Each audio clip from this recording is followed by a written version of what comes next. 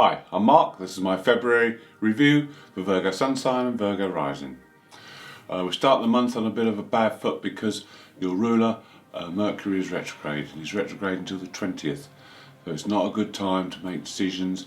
When Mercury's retrograde, communication gets misunderstood, emails and letters go astray. A lot of things can put a spanner in the works, so it's best to put off any major decisions until Mercury goes direct on the 20th. So you've got 20 days in this month when he's in your 6th house going retrograde. Also on the 1st of the month we have the Sun making an aspect to Mars. Now there's a heavy concentration on your 6th house this month. This is your everyday routines. This is your health, diet, exercise, work routines, any other routines you do on a daily basis. So there's a big emphasis on this, but with Mercury retrograde in the 6th house there could be disruptions now, and there could be delays in things, so you won't be able to fulfill those daily routines as you would normally. And with Mars aspect and the Sun in your 6th house, you could come up against someone who disrupts these routines, someone who gets angry with you or challenges you. This is a challenging aspect. And Mars is in your 9th house of beliefs, so your beliefs could be challenged at this point as well. And a decision you made in the past may be challenged, and it may be that you need to think again and change direction slightly. We also have an aspect from Saturn to Chiron. Now this is in the 8th house and again the 6th house. So here we see the fact that now you've got Saturn in your 6th house, you want to reorganise things, you want to get things going, and Chiron can help you there. Chiron can help you see things in a different light, and this is a long running aspect for the whole month. Chiron's the healing planet, so this is a good time to work on your health regimes and perhaps diet, and look at diet and exercise, because Chiron can help you heal any past hurts in those areas. On the 4th, Jupiter makes an aspect to the Black Moon Lilith. Now the Black Moon Lilith is our shadow side. When Jupiter contacts anything, it enlarges it, so the shadow will get bigger and bigger and you cannot ignore it. So there's something that may come up here that needs your attention, and if you can work on this you'll gain great benefit. It's probably connected with the 9th house issues of learning, or your beliefs, or your philosophies. There could be a little bit of a spiritual crisis here that's going on. But if you can overcome this, there's a great chance for growth. Then on the 6th, there's an aspect between the Sun and the Moon's nose. Now this could be fantastic because the North Node is in your 10th house. This is the house of destiny, career, and your public standing and your chosen path. So there could be a great development here with the Sun aspect and the nodes in this way. The nodes are going to have 4 contacts during the month of February, so this is a very fated feel about this month. There's things that are going to change your destiny and your path you're going down at this moment in time. On the 6th, Venus makes 2 aspects, one to Chiron, one to Uranus, and Venus is in the 6th house, so this is going to affect your daily work or your daily routines. Now this is a good day to discuss things, to get things out in the open. You need to be flexible and you need to be agreeable so that you can get things sorted. With Chiron in the mixture, there's a healing element to this, that if you can resolve things you can then move on. On the 7th there's a square aspect between Saturn, who's also in your 6th house, and Uranus in the 9th. Now this is a long running aspect. It will last to the end of the month, so it's time to work with this, but it can cause quite a bit of tension if your life has become too staid, too rigid, crystallised. So if it has, then it's time for structured change, because Saturn is about structure, Uranus is about change. Now this is again focused around your 6th house, so this could be in your work area, your daily routines, this could be in your health or your diet and exercise. These are the things that need to be looked at, and if there are problems that come up, then you need to make these structured changes.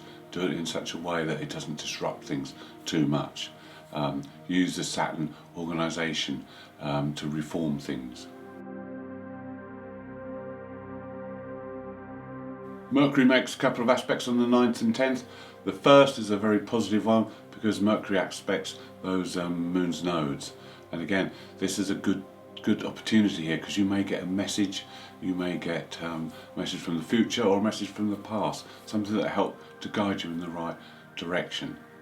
And then on the 10th, Mercury makes an aspect to Mars. So this is a bit of a tetchy day because this can make you a little bit irritable. So try and avoid confrontation on that day. On the 11th, there's a new moon. This is great timing for you because we were just talking about the Saturn-Uranus aspect. Well, the new moon's in your 6th house, so it's a good time to start things. It's a good time to analyse, to reorganise. Good time that now that you can successfully change your regimes and your diet, health, fitness, all those that we talked about. This is a good time to get new plans into action. Sow the seeds for the future, and you'll reap the benefit. Also on the 11th, there's an aspect between Venus and Jupiter. Now this is good because Venus in your 6th house wants to make changes now. There's a desire here to make your surroundings nicer, your workplace nicer, your daily routines much more pleasant and agreeable. And it's a good transit to do these in. So this is all fitting in very nicely. There's also a square to the black moon, and this can bring new people into your life. People that can then help you and create a bit more excitement in your life. On the 12th, there's an aspect between Mars and Neptune in your 7th house. And Mars is in your 9th house of belief. So this is all to do with other people. Your world you'll be more sensitive. This is lasting for 4 days. You'll have a few days now where you'll be more sensitive to the needs of others. You'll be more compassionate, more willing to help other people or do some charity work. There's a little bit of introspection here as well. You can contemplate things, and you may find that there's a course of action you've been following concerning other people that maybe was a bit futile, and that you could now change that course of action and follow a new course that's much more enlightening. On the weekend of the 13th, 14th, Mercury, who's in his final push of retrograde motion, makes some aspects, and these are going to make you feel a little bit on the negative side. It's one of those weekends where you won't feel like doing a lot and you could be a little bit irritable, so best to just chill out and relax. Then on the 15th, Venus makes an aspect to those moon's nodes we were talking about. This is the third contact with the nodes. So this again is helping that desire this time to change things, especially in your daily routines. And it's best to chat to people, find out what they do, see if you can get some good ideas. This is a time when you can really achieve something. If you're in a career, you can achieve something in your career, or if you're working on your daily routines or your health and diet or exercise, you can achieve something here. On the 19th, it could be quite a tense day because Venus squares Mars. So if there's any underlying issues in relationships, these may surface today. Then on the 20th, the day we've been waiting for, Mercury turns direct, and this now means that all planets are direct until the 23rd of May. So it's a time when we can really push forward. Then a couple of days later, Mars makes a trine with Pluto. Now this is good to get things started. Pluto's in your 5th house of creativity, so we want creative transformation now. It's a good time to sow seeds. Use the Mars energy in your 9th house to learn things and to bring them into fruition in the creative transformation that you know you can do. It's a very good aspect. It's 4 days. This is a good time to get things going. Sow those seeds. Get the things that you've been thinking about and mulling over. Now get them into action. On the 24th, Jupiter makes the 4th connection with the Moon's nodes this month. The North Node in your House of Destiny is receiving a positive aspect from Jupiter. This is expansion, this is growth. Now you can grow beyond belief. This is a fantastic opportunity. You've got 5 days to harness this energy. You can be put in the spotlight now. If you're looking at your career, you can advance in your career, you can become a leader. If you're on your chosen path, you may get more notice, you may get more exposure, and you may be able to advance in many ways, because this is a karmic connection, and this can be advancing you on many levels. It's also opportunities coming your way.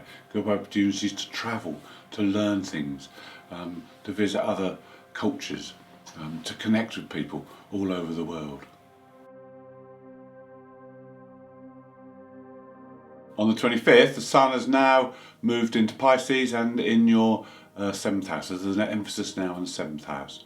This will be very important because there are two aspects coming up. The first, on the 25th, is to Uranus. So here you'll be quick-witted, your mind will be alert, and you'll be open to new experiences and engagements with other people. New ideas can come from this. Then on the 27th, there's a full moon in your sign of Virgo. Now if your rising sign is between 5 and 13 degrees, or if you're born between the 27th of August and the 5th of September, this is going to be more acute for you. The full moon is a time to look back and analyse. And if you're Virgo, you are very good at analysing. This is time to reorganise, but to base this on what you've learned from the past and about the past. The full moon is about gaining the harvest from the seeds you sowed previously. So look back and see how those seeds grew, see if they flourished. If they did, then you can use your experience to take it on and reorganise things in other areas of your life. It's a good time for investing in yourself, and also you'll be more sensitive to others. You'll be more open and sensitive to the needs of other people, especially your family and friends. You'll want to be close to your family and friends. Thank you for watching. Hope you've enjoyed the video. If you'd like to see more, please subscribe. If you'd like to leave me a comment, I'll be glad to hear from you.